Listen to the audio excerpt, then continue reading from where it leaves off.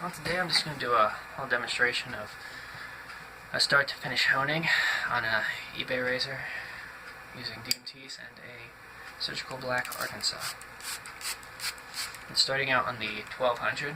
I mean, I sometimes go down to the 600 if a razor needs a lot of work, but it doesn't make that much of a difference on most razors. So in this case, I'm just going to start out at 12. In this razor, I already took out some chips and just put a pretty close to a bevel on it, so I'm not going to spend too much time here. But depending on the condition of the razor, for a hollow ground, you'll spend anywhere from a minute to maybe 10, 15 minutes. You got to remove some chips on a stone like a 1200.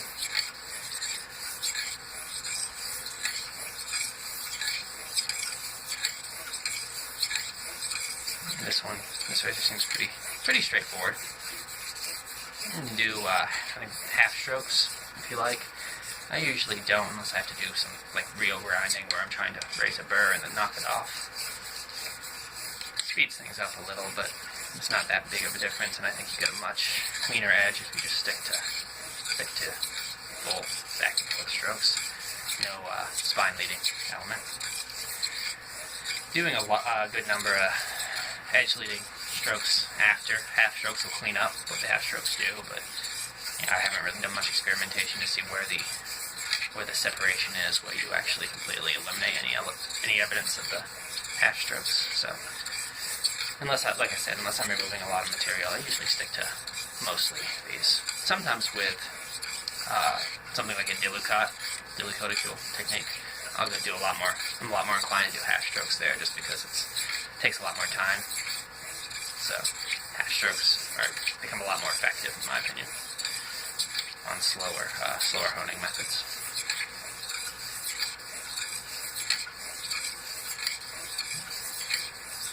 Like I said, this was pretty much beveled to begin with, so that was just to make sure I cleaned anything off of it. I had no rust sticking around there.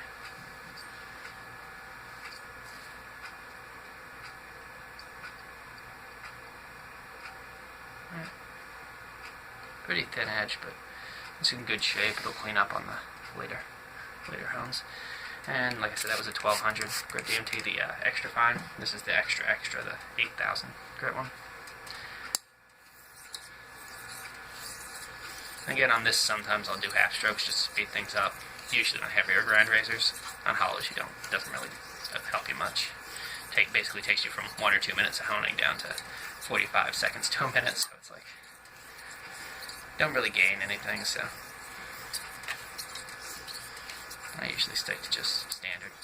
I guess it's not really an X pattern because this hone's more than 3 inches wide, so I don't need any draw to it, but I guess it'd be an L pattern or an I pattern.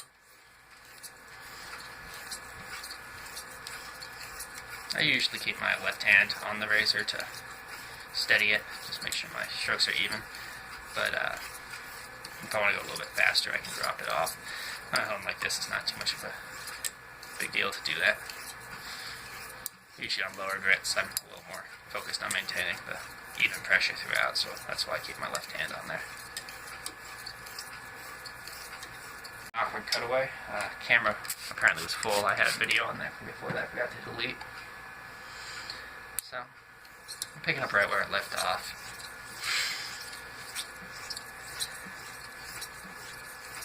It takes a few strokes. I mean, you don't have to do a lot of work on these hollow grinds.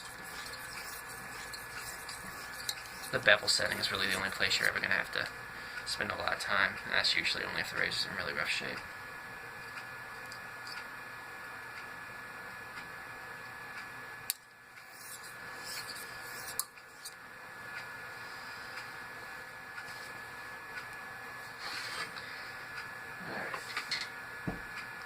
Now, I have maybe a dozen or 2 dozen, hard arcs, surgical black arcs, translucent arcs. This is a 12x3, I think, Halls. Yeah, Halls surgical black, so it's a modern surgical black. I use it with my knives a lot more than with my razors, just because of the size. But recently, people were talking about these stones in a thread, and I don't remember the member, but he mentioned burnishing them. It's a term a lot of people just call it breaking in. Basically just means running. What he was talking about was just running steel over it. until the surface wears down. Basically, any uneven points of it just polish up, just by the surface material just breaking in a way that generally moves it more towards even along the surface. And that's useful. I know some of the coarser Arkansas back in the day, people would every once in a while take emery paper or something along those lines to them to coarse them back up so they would cut a little more effectively. It's a useful technique with Arkansas. I think it more comes into play. That and some people also use sandpaper just to literally polish them down. I think it more comes into play if you're using something to flatten it that's pretty coarse. Like I have some 600 or 40, or not 600, 60 or 40 grit silicon carbide powder. I've done a couple Arkansas with it, but not many. Done some more Charnleys, and at least a really coarse edge that probably wouldn't work very well for razors. So yeah, I definitely would say if you're doing something like that, you want to break in before you start using the razors again. But most of the stones I've gotten actually came plenty flat, so I haven't had to do any heavy work on the vast majority of my hard Arkansas. The only one that comes to mind is I had a little 4x1 inch one that had someone been using an awl or a fish hook or something on it. It had a long channel gouged in it, so I had to lap that out. So I haven't really had to break these in much. I usually just say, I just use them and let them break them in on their own. And they evolve a little bit over the use, but not to the degree that you would see if you were lapping them with something extremely coarse to flatten them at the initial use. This grease is a little heavier than I usually use. I just mixed up a fresh batch and I didn't put quite enough kerosene in it. Not too bad, but I would usually go a little bit lighter than this, so I probably have to go a little heavier on the pressure. And if the stone starts clogging up, I'll have to go and thin this grease out. And it should work. It doesn't seem like it's too heavy.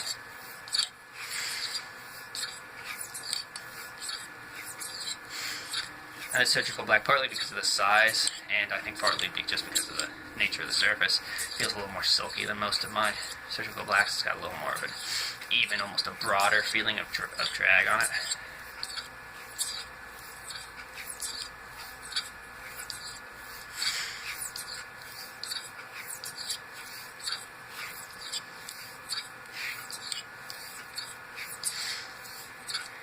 I'm generally of the opinion with finishing hones for razors that if I can't go to them after my DMT 8K or a similar or equivalent hone, that it can't really be considered a finisher for razors. A lot of people I know find it easier with these stones, and I've done it myself, to go on to another finisher and then come off and just polish an edge from another finished razor. And while that certainly can speed things up, because these aren't the fastest stones with most razor techniques, I think it's not necessary. I think a lot of people feel, that these are incapable of finishing naturally, but I've actually gone to these off of a 1K before, and you can get there. It just takes a little more pressure, a little more focus on the technique, and it's not quite as straightforward as something like a Thuringian or a coated fuel. But as I was saying, like if you can't go from an 8K to a stone, I don't really think you can consider it a viable finisher. A lot of people get like slates that are real damaging to the edge, and then take a finished razor off of something that's creates a better finish, like high-end synthetic or a coticule. Do a handful of strokes on the slate, and they're like, oh, it's super fine. It gives me this extremely sharp edge, and I think it doesn't really. It just. The stone that you used before it gave you a really sharp edge. It just slightly adjusted that really sharp edge. If that works for you, great, but you can't really promote the stone based on that. It's not like other people will be able to replicate that edge by buying that stone.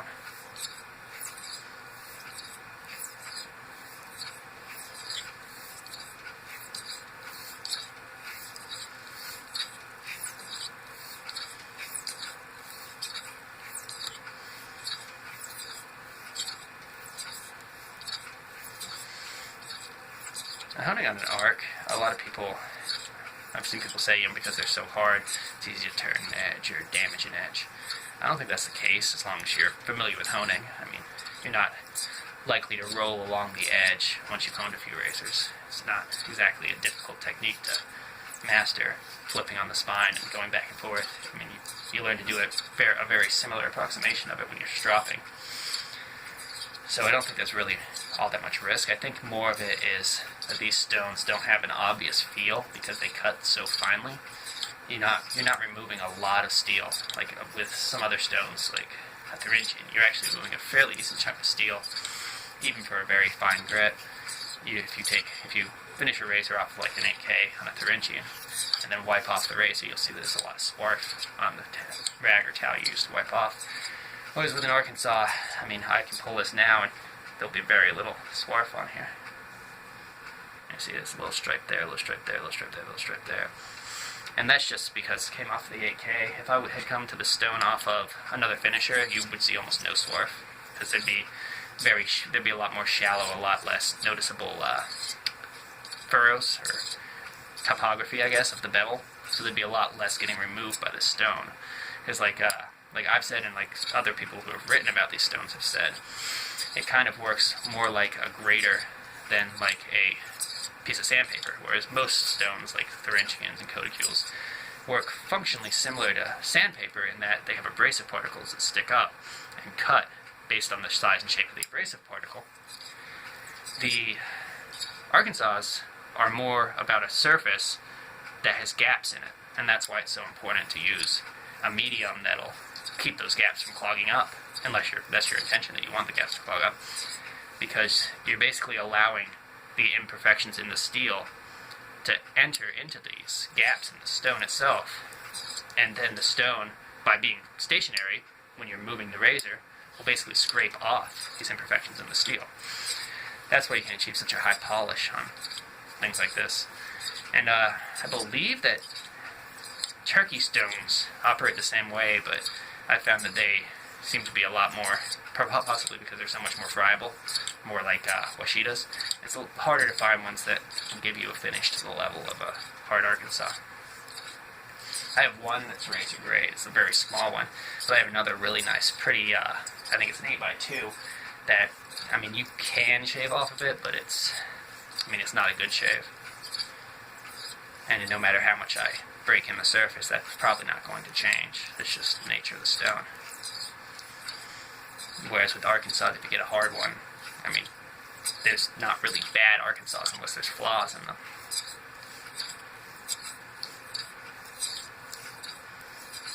Alright, we're getting there, so yeah, that's pretty much how you finish a razor with a hard Arkansas. I mean, you don't need a large stone like this. Like I said, I think the smallest I have might be a 2.5 by 1.25, or a 3 by 1 or something.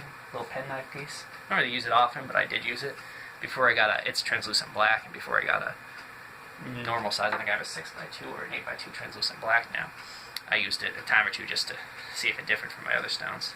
But 6x2 is a pretty affordable size, and it's good for working on. I've got maybe a half dozen of those.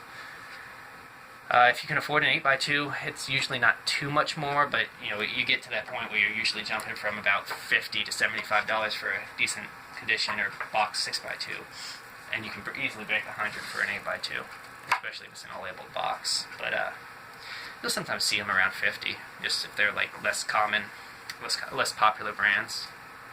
Like I think I have a box of Woodcraft that I got on eBay. I think I paid $30 or $40 for it a couple of years ago, and it's a surgical black arc.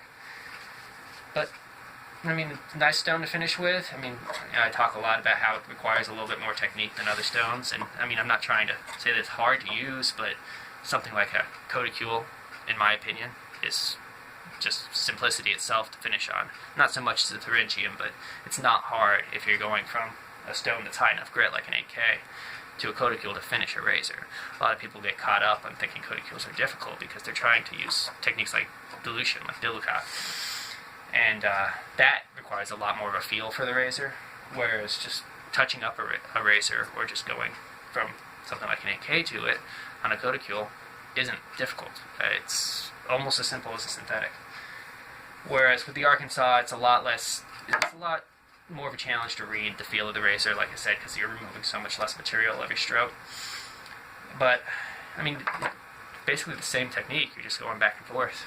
If you And as long as you're not banging the edge up a lot, you're really not going to do enough damage to the edge that you're going to get to a point where you start degrading it. So if you just go for overkill, you'll be able to finish on them. So I think they're still, even though people are getting into them, I think they're a lot undervalued for razor finishers versus some of the other options. And I'd certainly say that it's better to get one of these than to pick up something like a generic slate that some guy's digging out of the ground or buying from a paving company and selling as a razor home. But people like what they like.